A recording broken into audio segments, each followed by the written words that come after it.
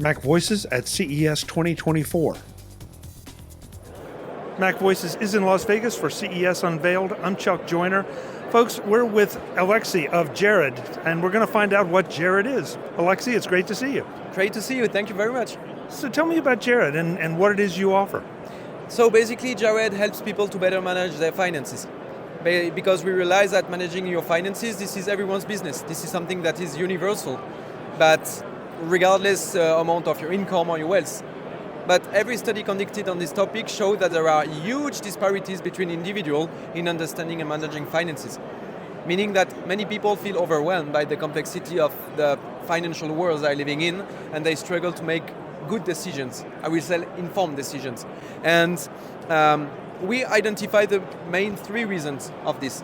First, many people feel like they don't have the time they would like to devote to their finances, or they don't have the skills they would need to do it, or simply they don't have the financial literacy, which is not something that is learned at school, but is inherited, creating inequalities. What we need is something to save time and to gain knowledge by receiving personalized insights in order to cut costs or save money or maybe earn money by making these more informed decisions. So basically this is what we want to provide to people. So are you helping me track my expenses or manage my investments? This is a little bit in between. Actually, Jared, it's an app that will help people to better understand their financial situation. I will say that this application will interact with users and get to know them. And the more we get to know these users, the more we are able to provide a personalized assistance that can be ranged from, for example, tailored economic monitoring to even wealth predictions, because this is the family office for everyone. Okay, so I got to ask a lot of questions there about that. Sure. So how does it get to know me? What kind of information does it want me? Does it ask me questions, or how does it gather info? There is mainly three categories of information. There is the most obvious, the financial information, but today we live in a world with embedded finance, so it's quite easy to get this knowledge, to get this information. We can aggregate the accounts and receive immediately this information. Then we have this personal information, like are you married, do you have children, and what are your hobbies, what cause are you sensitive of, etc. And the final one, this is our secret. This is something we are providing to the finance, at least in B2C, and it doesn't exist at the moment. This is evaluating your psychological aspect. And to do it, we decided to take a specific way, which is one of the behavioral finance. Behavioral finance is something easy. It's about believing that your profile, your inner characteristic, and everything that define you may be affecting your finances. This sounds really tricky, like this, really easy, but for decades people didn't believe it. The general economical theory didn't buy this theory. Now it's okay because we have Nobel Prizes on these things, and now it's more common to believe it. And behavioral finance rely on one thing, which is the cognitive biases. This is mistakes that we can make without even noticing it.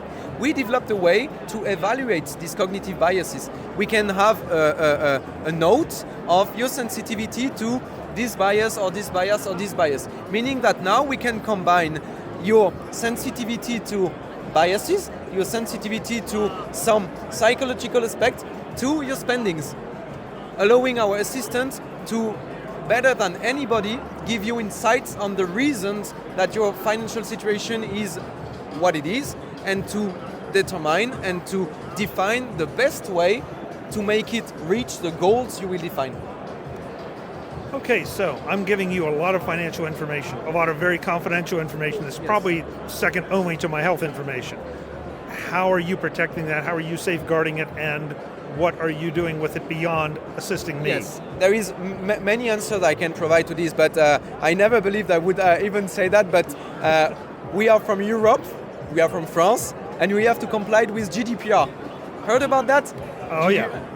So this is one advantage, is that we are compliant to GDPR, meaning that we provide everything the user has to know about the security of the data. Then we store this data in data storage. data center. Sorry, I forgot. Data center which is compliant with the most the most requesting the most exigent. The best security? Yeah, the best security, sorry. The best security in Europe, because we are backed by a family office. We take, our co-founder is a family office. We take a lot of information and a lot of best practice from our family office. And so the family office we are associated with invited us to store the data of our user in the same way that they are doing, meaning that with a top security available at the moment in Europe. Okay. So is this available now? Actually, we are in alpha test. Alpha test means that at the moment a few people are testing it in order to identify and remove the bugs. Then we are releasing a beta test in January in order to identify some other points we have to check. And the V1 will be released normally, hopefully I say, during like mid-year, so I hope June or July. And what kind of pricing will be for this? I assume it's a subscription. Yeah, but this is a good surprise because we want everybody, because we are talking about inclusion, we are talking about financial literacy, we have to provide this tool to everybody, meaning that we have one part which is a freemium, meaning that everybody can download this assistant and everybody can have its own assistant and get to know this assistant, and this assistant can get to know them. And in the second time, people can upgrade to a premium phase, and this premium will provide this aggregation of bank accounts. And why is it paying? This is quite easy. We have to know, people have to know that every single time a company asks for the aggregation of bank account, this costs money to the company that provide these services, because we have to pay these aggregators that propose these services. And we have two options. The first one is to explain people that for the sake of transparency, they will have to pay these services because it costs us money. The other one is to take a shady path and to find a way to make it free for people, meaning maybe selling that data. We didn't want this because this is something like engaging our ethics, so this is why we are releasing a premium. Understood. The website where folks can go to learn more. Yeah, sure, definitely. Jared.finance. Thank you so much for the time. Thank you. Very interesting. Thank you very much. Folks, more from Unveiled at CES in Las Vegas. I'm Chuck Joyner. Thanks for watching. Visit MacVoices.com for show notes and to connect with Chuck on social media.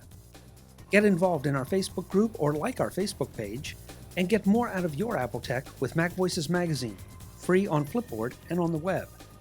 And if you find value in it all, consider supporting us through either our Patreon campaign at patreon.com/MacVoices, or by making a one-time donation via the PayPal link on our front page and in the show notes of each episode. You will join these fine people who help bring you MacVoices.